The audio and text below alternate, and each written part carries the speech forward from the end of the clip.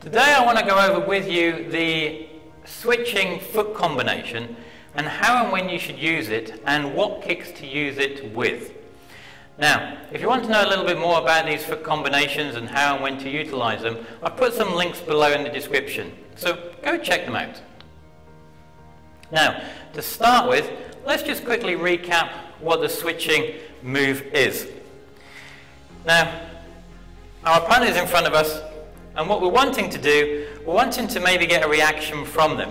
So we're here, and we switch, or we switch. So the switching move is really to try to get a reaction from that opponent to then allow you to then go and do something at the same time. Or alternatively, they're coming towards you, and you find that you see that that side is open, you can switch and do some type of kick. So there's mainly two main reasons to utilize it. If you're trying to get somebody to do something and make them move, or as I said, that they're coming towards you, you notice that there's an opening on their body, you can switch to then come back in with that technique.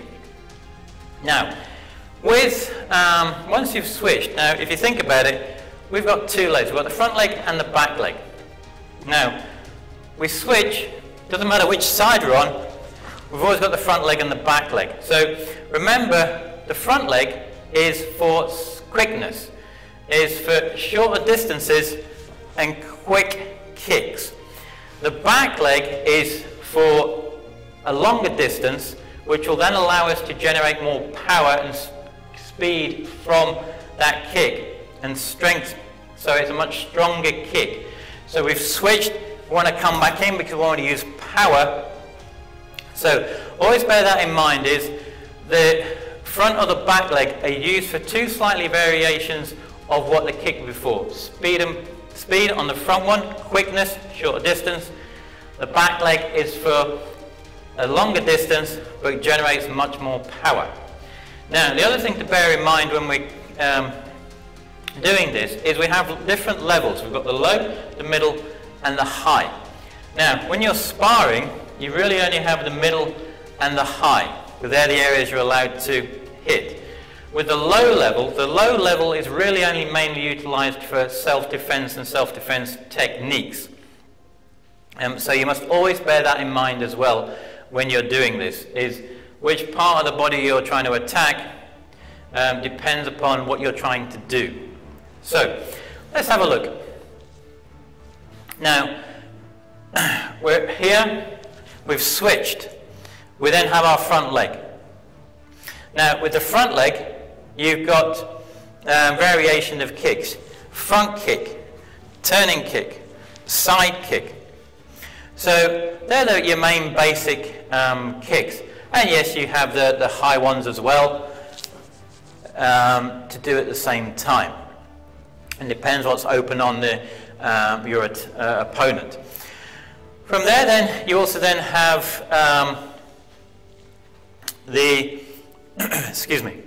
From there you also then have slightly more advanced kicks where you could utilize, for example, an axe kick. So from here, I've switched and coming back down with an axe kick.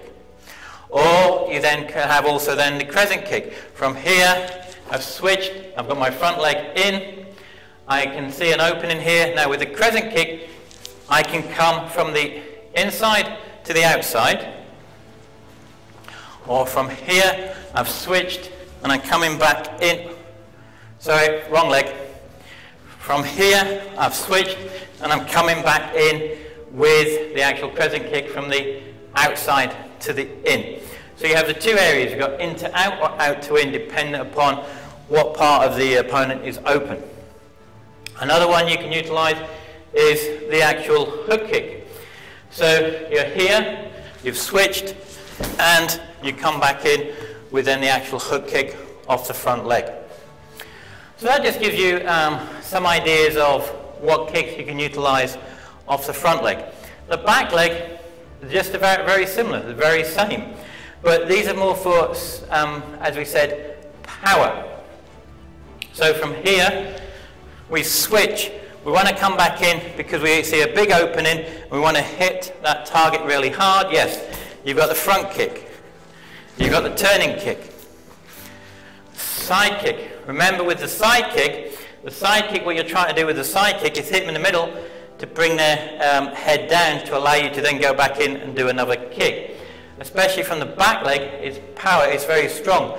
You also utilize that side kick to push that person away. So, for example, my front leg, I would use a side kick to make them bend over. I would hit them with the front leg. But when I'm utilizing the back leg, so from here, I've switched, I'm utilizing the back side kick to give it strength and power to really hit them and push them away. So you always have to bear things in mind of what you're utilizing that actual kick for. And you also, yes, have the same, you could do the axe kick. From here, I've switched and coming back in, much stronger, more powerful axe kick, come down on the top there. So for example, with that combination here, you might switch, yes, you could do a side kick off the front leg, then you would come back in with an axe kick from the back leg.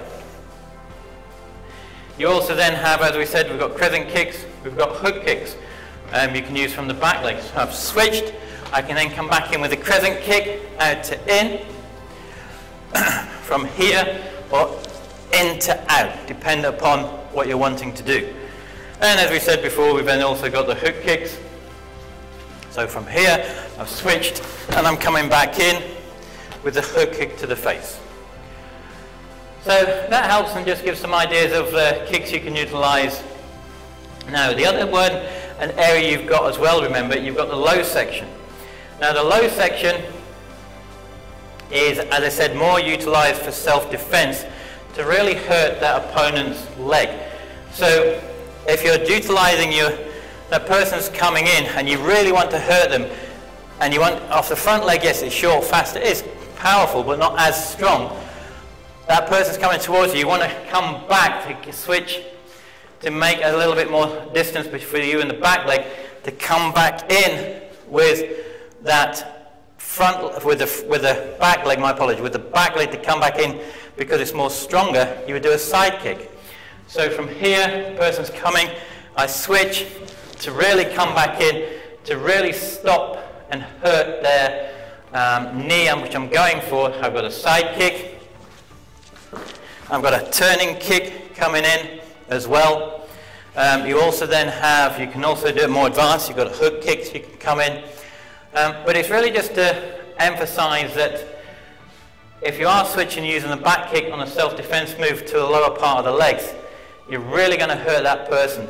And it's really, as I said, the side kick, turning kick, hook kicks, a stomping kick you can use, which is coming in from the back, coming in this way. They're slightly more advanced kicks you can utilize. So I hope that just helps you. That just gives you some idea of the type of kicks you can utilize with that switching move. And you also find that they're just some basic ideas. Yes, and there's many other different combinations and kicks you can use as well. But that's just something for you to start with, and I hope it helps. Now, below, in this bottom left-hand corner or top, is the next video on foot combinations for you to go and learn and practice. So go check it out. And as always, until the next time, Gam Sa Hae Ni.